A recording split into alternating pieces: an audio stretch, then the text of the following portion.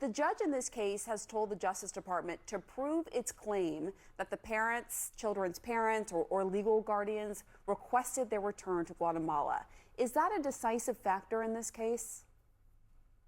So I think it's very important, Pamela, good to be with you. You know, there's a distinction between someone wanting to repatriate, that is, go back to their home country, and there's an agreement. And we know that the Homeland Security Secretary certainly met with Guatemalan officials about that. But there's a distinction between that and just rounding up people and getting them out on a plane.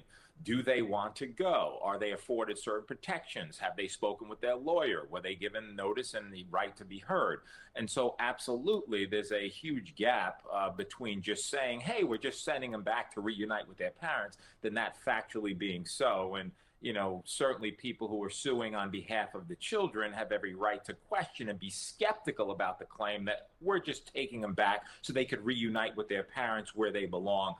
They believe that as officials who sued on behalf of these children, that is not true, particularly in all circumstances. Right, and attorneys for some of the children say that they didn't get their due process rights to go before a judge and really talk about what it would mean for them to be sent back to Guatemala.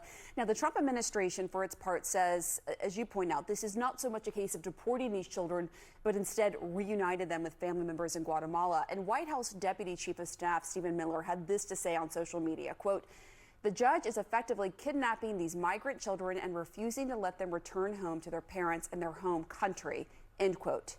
Is that a fair portrayal?